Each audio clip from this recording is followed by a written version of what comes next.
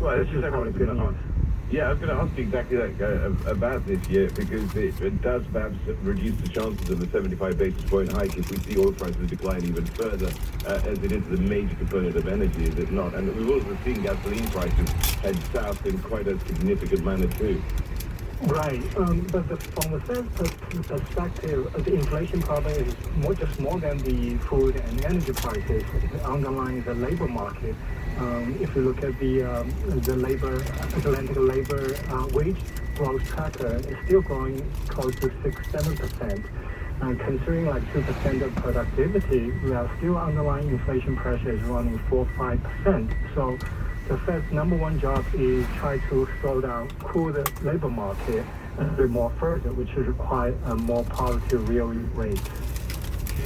So we wanted to talk a little bit about China as well. We had the trade data yesterday, and yes, yeah, you mentioned in your piece, China Today, the line from Goldman Sachs, that there are some structural tailwinds for China, and that may mean that the currency is supported here. So perhaps the currency doesn't make a mad dash to the weak side of 7.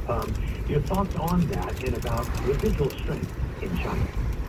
Yeah, the Chinese export has been a big winner during the pandemic because in the early days, a lot of countries shut down their factories. China is the only one that still is running. So they gained a lot of market share. Like China's trade surplus in July was $100 billion, which is a record in human history. No other country in the history has done that. So, but the question is always on people's mind. This is an anomaly that once the things normalize, other countries catch up and people switch from the consuming goods from the service traveling. They don't need so much of the Chinese shoes or toys.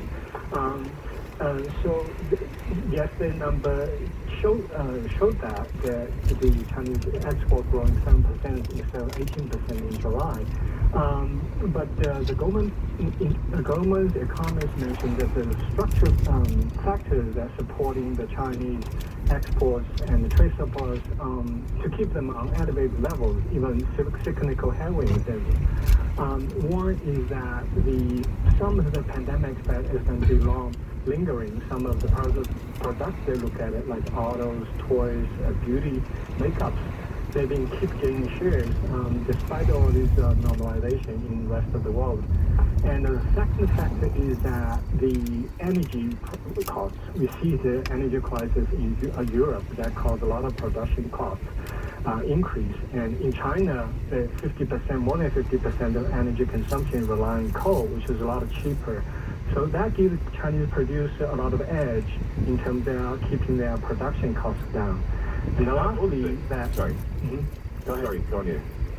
Oh, so lastly is looking at the destination of markets. China's making a lot of more market share in countries like ASEAN and all these countries along the Beltway Road initiatives. That offsets some of the decline in the U.S. markets. So all that means that the Chinese export is going to remain elevated for quite some time. All right, very quickly, you touched on coal. I mean, it's seen Chinese coal production increase 16% in July. So that what does that do for the country's target of getting to net zero at some stage? Yeah, it shows that China is kind of pragmatic. They had the power shortage last year and also in this year in the Sichuan province. And it shows like China has this long-term goal to cut the net zero emission target. But at the same time, they do emphasize they need to keep energy security part of national security. So once they feel like there's shortage of energy, they can open up the coal production again. All right, thanks very much. Yes, yeah, with this Bloomberg Bond and FX reporter. Coming up to the top of the hour, one TV guy out, Rish and Steve Engel checked in. And we'll continue with our look at the top stories coming up next. This is Bloomberg. Now Bloomberg traffic and weather. Southbound Garden State Parkway by exit 132 and Inlet. An accident to the center lane delays 20 minutes simply down from the Colonia rest area. Slow on the northbound side, 17 in towards Hackensack by Passaic Street. Eastern spur of the Turnpike northbound, slow traffic getting in towards 15E because of some heavy delays on Truck Route 1 and 9 through the area. Outbound Holland Tunnel 30 minutes, 10 in from 1 and 9, 30 minutes out of the Lincoln Tunnel. Inbound George Washington Bridge, 10 minutes up, 10 minutes down. Still that very heavy ride up the west side of Manhattan from the mid-70s and essentially from the 70s on up over on the east side of Manhattan. In sports, Game 1 of a doubleheader over at Yankee Stadium down to the 12th inning. Yankees are tied with the Minnesota Twins 3-3. Game 1 of a day-night doubleheader in Pittsburgh. The Mets beat the Pirates 5-1. They are just underway for Game 2. Bloomberg 11:30 three-day weather. Tonight, chance of an evening shower, a low of 60 to 65. Thursday, partly sunny, high 75 to 80. Friday, sunshine, high near 80. And Saturday, mostly sunny, high 80 to 85. Right now in Central Park, skies remain cloudy. The current temperature checks in at 72 degrees. With the best ride in and out of the city, I'm Instant ID. This is Bloomberg 1130, bringing you global news 24 hours a day.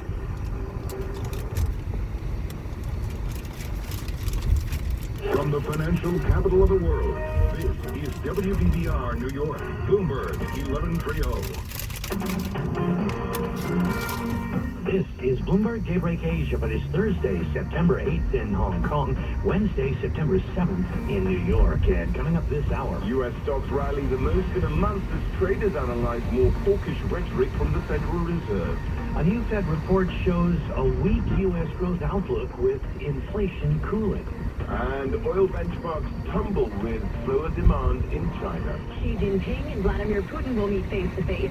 Chengdu extends its COVID lockdown. New York Governor Kathy Hochul lifts mask mandates on mass transit. I'm Erica Herskowitz with Global News. Francis Tiafoe's dream of the U.S. Open continues into the semifinals. And the enforcement, I'll have that story and more coming up in Bloomberg Sports. That's all straight ahead on Bloomberg Daybreak Asia. On Bloomberg 1130 New York, Bloomberg 99.1 Washington, D.C., Bloomberg 106.1 Boston, Bloomberg 960 San Francisco, Sirius XM 119, and around the world on BloombergRadio.com and via the Bloomberg Business app. Hi, everybody. Good morning if you're tuning in the Asia Pacific. Good day if you're listening somewhere else around the world. I'm Brian Curtis in Hong Kong. And I'm Stephen Engel sitting across from Brian here in Hong Kong. Bloomberg Daybreak Asia is presented by Interactive Brokers. Simple IBKR Global Trader app. Deposit in your local currency and trade stocks in the U.S., Europe, and Asia. Start your free trial at IBKR.com/global trader. And our global trader, Brian Curtis, is here with a look at how things are shaping up for the Asian trading day. Brian. All right, so we're moving to the upside in terms of equity futures. Looking pretty solid here, Steve. Hexing Index futures up 0.4%. But boy, have we seen some downside movement there in the Hong Kong market. Nikkei futures suggest maybe 300 points of upside at the open. S&P E-minis are slightly higher. China futures are up about 0.3%. And in Sydney, Australian futures right now with a gain of about 0.4%. Earlier, U.S. equities rose the most in about a month. Treasury yields eased off a little. That helped. Oil fell more than 5.5%. Copper was also down. Aluminum sliding to its lowest in more than 17 months. So all of that helping ease some of these inflationary pressures. 95% of the companies in the S&P 500 moved higher. Every group was up except Energy XLE. That ETF fell 1.2% for the session. Had some comments from the Fed's Lael Brainerd.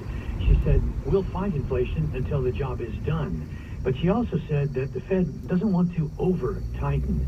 Now, that might seem obvious, but some of the rules didn't pick up on that, and that did fuel some buying. We'll get more on the Fed in just a moment. Apple gaining a little under 1%. It rolled out some new devices. It did not raise prices. And WTI really moved to the downside. We talked about this, that it fell into a death cross pattern. With the 50-day moving below the 200-day moving average. Right now, 81.89 a barrel for WTI. Steve. Brian, well, energy obviously a big part of the story this morning. Oil tumbling to the lowest since January. U.S. benchmark West Texas Intermediate sank below $82, while the global Brent benchmark fell below $90. Traders were concerned that strict virus curbs in China are dampening demand. Major regions from Chengdu to Shenzhen are extending lockdowns or adopting movement controls. Meantime, the EIA, the Energy Information Administration, cut its forecast for domestic oil production next year. The slimmer forecast adds yet another layer of worry to a market dealing with unprecedented volatility since the war in Ukraine. And more clues from the Fed in the Beige Book. High prices and a tight labor market weighed on economic prospects in the country, but inflation did show signs of decelerating. That's according to the Fed in its latest Beige Book. Still, Fed officials are continuing with the hawkish rhetoric. Cleveland Fed Chief Loretta Mester said that the Fed's benchmark will get above 4% by early 2023, and there won't be any easing next year. That again from Loretta Mester. We had Vice Chair Lael Brainerd, as mentioned, saying that rates would need to be raised to restrictive levels for some time. At the same time, she struck a balanced tone in her first policy speech in some months. At some point in the tightening cycle, the risks will become more two-sided. The rapidity of this tightening cycle and its global nature, as well as uncertainty around the pace at which the effects of those tighter financial conditions are working their way through the economy, create risks associated with over-tightening. And if history is any guide, it's important also to avoid the risk of going back too soon. Fed Vice Chair for Supervision Michael Barr also weighed in. He said data will drive the decision on the size of the next rate increase. Fed officials have said a 75 basis point move could be on the table when they meet next on September 20th. Well, Brian, it's 5 minutes after the top of the hour. That means it's time for global news. Vladimir Putin says Russia will be stronger as a result of its war on Ukraine, and Putin and Xi Jinping will meet in person next week. And Canadian police arrested a man wanted in connection to a series of murders over Labor Day weekend. We have those stories and more with Bloomberg's Erica Herskowitz. Hey there, Steve. Well, some relief for a country unaccustomed to mass violence. Police in Canada did arrest a man accused of involvement in a series of killings that left 11 people dead in the Canadian province of Saskatchewan. Royal Canadian Mounted Police say they captured 32-year-old Miles Sanderson about 65 miles northeast of Saskatoon. Sanderson and his brother Damien were the subjects of an intense manhunt after a stabbing spree on Labor Day weekend. Speaking at an economic forum, Russian President Vladimir Putin said it's impossible to isolate Russia and that Moscow would defy the West's attempt to push Russia off the global stage. With sweeping sanctions imposed on Russia in the aftermath of the war in Ukraine, Putin says Russia is seeing more opportunities in entering markets in the Middle East and Iran. Putin is also indicating he has no intention of ending the war. Putin and Chinese President Xi Jinping will reportedly meet face-to-face at a summit in Uzbekistan next week. And while Beijing has yet to confirm that, Moscow says it is making preparations. It would be the first face-to-face meeting between the two leaders since the start of the Ukraine war and would likely send a signal of solidarity against the West. The Chinese megacity of Chengdu has extended its lockdown in order to curb the spread of COVID-19 after the capital city reported 121 cases yesterday. That is 90 more than the day before. This